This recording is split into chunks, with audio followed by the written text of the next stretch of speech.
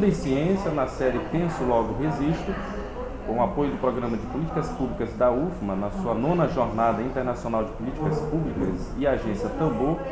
Continuamos com as entrevistas dos principais palestrantes da jornada, nesse momento com a professora Maria Lúcia Fatorelli, da Auditoria Cidadã da Dívida.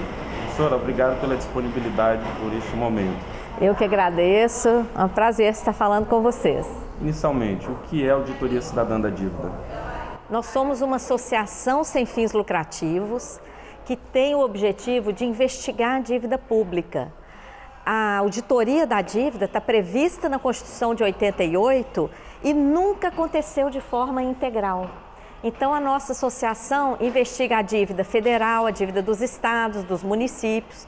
Já tivemos oportunidade de participar de auditorias oficiais no Equador, na Grécia, e de assessorar a CPI da dívida, que aconteceu na Câmara dos Deputados em 2009 e 2010.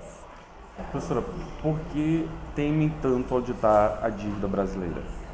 Porque a chamada dívida pública esconde um enorme leque de privilégios, de abusos, de ilegalidades, inconstitucionalidades que absorvem todo ano quase a metade do orçamento federal, afeta os orçamentos dos estados, dos municípios. A dívida tem sido a justificativa para as privatizações de patrimônio público, desde Collor, passando por Fernando Henrique, Lula, Dilma, Temer e agora Bolsonaro, porque todos privatizaram.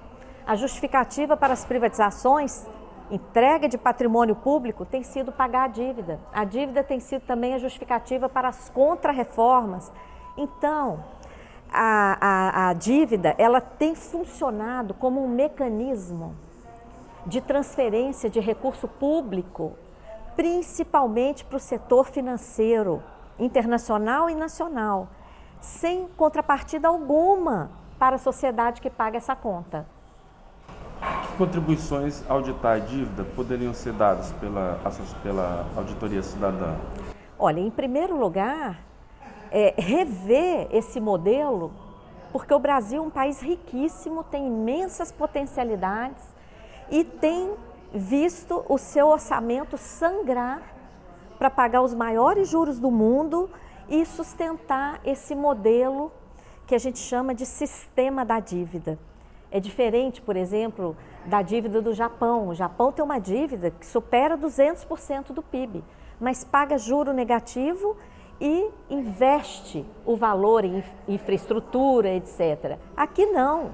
O Brasil paga juros exorbitantes e não emprega o recurso em investimentos. O TCU revelou isso recentemente numa audiência pública no Senado Federal, que o crescimento da dívida de 2000 a 2017 foi um crescimento de trilhões, de mais de 3 trilhões, nenhum centavo foi aplicado em investimentos. Isso é um absurdo.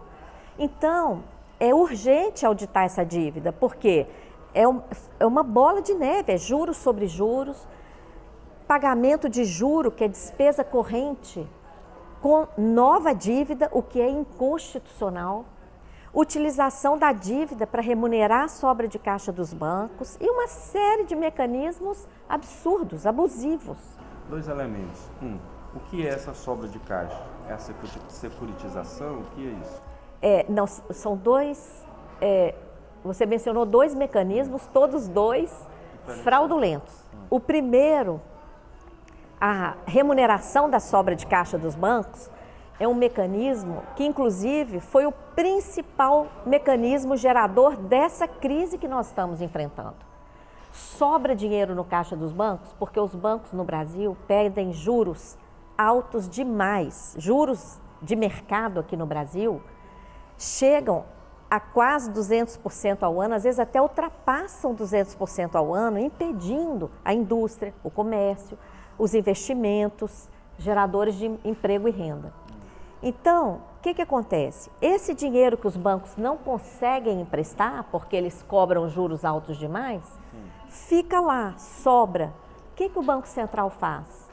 Aceita essa sobra de caixa, entrega títulos da dívida pública para os bancos e já que os bancos estão de posse dos títulos da dívida, eles recebem juros diários. Essa operação consumiu, nos últimos 10 anos, segundo balanços do Banco Central, 754 bilhões de reais sem atualização monetária. Se atualizarmos, a gente chega no trilhão que o Guedes, ministro da Economia, quer com a reforma da Previdência. Então, não precisamos destruir a Seguridade Social, basta parar de remunerar a sobra de caixa dos bancos, que, aliás, não tem nem previsão legal, porque essa remuneração ela está abusando das operações compromissadas, que tem outro papel, e ela está funcionando como um depósito voluntário remunerado que não tem previsão legal.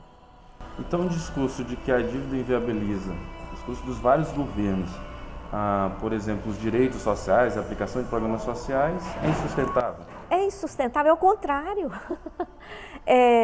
Essa dívida, se ela for devidamente auditada e se colocarmos um ponto final nesses mecanismos que subtraem fortunas anualmente de recurso público para destinar para o setor financeiro, não faltam recursos no Brasil. A questão é a opção política de, em vez de aplicar nos direitos sociais, garantir vida digna para todas as pessoas, o que não é nada demais, porque o Brasil é riquíssimo e tem obrigação de garantir vida digna. O que é que está acontecendo? A extrema pobreza, que já havia desaparecido das estatísticas, voltou. Ano passado eram 6 milhões, esse ano 13,2 milhões de brasileiros e brasileiras na extrema pobreza. E o lucro dos bancos batendo recorde a cada trimestre. Não dá. Estamos conversando com Maria Lúcia Fatorelli, da Auditoria Cidadã da Dívida. Professora, quando nasceu essa dívida? Qual o ápice dela? Essa dívida vem desde a decretação da independência e, desde lá, já funcionava como sistema da dívida, sem contrapartida. Quando o Brasil decretou a independência, Portugal tinha uma dívida com Inglaterra, transferiu a dívida para o Brasil, mas o dinheiro nunca chegou aqui. Então, a nossa primeira dívida já foi dentro desse esquema do sistema da dívida. E de lá para cá, foram vários ciclos. O ciclo atual aprofunda a partir da década de 70. Com o chamado milagre econômico, primeiro como dívida externa, depois ela é transformada em dívida interna, passa por suspeita de prescrição, transformação de dívidas privadas, dívidas de bancos foram transformadas em dívida pública e todos nós pagamos. Então, a auditoria é fundamental. No dia que a gente conseguir fazer essa auditoria, nós vamos reescrever a história do Brasil. E, infelizmente, o que a gente está vendo é um grande temor. A auditoria deveria ser uma rotina, uma praxe, porque o povo que paga essa dívida tem direito de saber que dívida é essa. Ainda no tocante à Previdência, a senhora já deu uma certa abordagem sobre o tema. Qual a relação dívida-previdência? Você falou, tem 1 trilhão. Por que governos como Lula, Dilma, agora Bolsonaro, antes Fernando Henrique, insistem numa reforma e não numa auditoria, por exemplo, dessa dívida? E auditando, resolveria o problema da Previdência? Sim, o problema é que os sucessivos governos se submetem, fazem essas reformas, que todas elas têm o mesmo cunho, o mesmo objetivo de privilegiar o mercado financeiro, privilegiar o modelo de previdência privada, que não dá garantia alguma para a classe trabalhadora, só favorece bancos. Por que isso acontece? Não só no Brasil, em vários países. Porque quem manda no mundo é o sistema financeiro. Quase ninguém fala do BIS, uma instituição privada que se auto-intitula Banco Central dos Bancos Centrais, é que manda no mundo. De lá emanam as ordens, inclusive a ordem de fazer reforma da Previdência nesse modelo privatista. Abaixo do BIS vem FMI, Banco Mundial, BID, que executam essas políticas. Depois os bancos centrais, os bancos privados internacionais. Lá embaixo é que estão os governos, os partidos. Então o poder financeiro que manda no mundo tem essa estrutura. E se existe um país que é capaz de enfrentar esse poder espúrio, é o Brasil. Porque o Brasil é autossuficiente em todos os sentidos e o Brasil pode reagir a isso, mas o povo tem que conhecer. Por isso, o nosso objetivo da Auditoria Cidadã é popularizar esse conhecimento. O que a gente acredita é que a mudança virá da consciência social, uma grande mobilização social consciente, com conhecimento sobre a nossa realidade financeira e as nossas imensas potencialidades. Estamos conversando com Maria Lúcia Fatorelli, da Auditoria Cidadã da Dívida. Professora, o que é o PL 9248 e de que forma ele é um perigo para o Brasil? Olha, esse projeto de lei 9248 de 2017 tem um artigo só.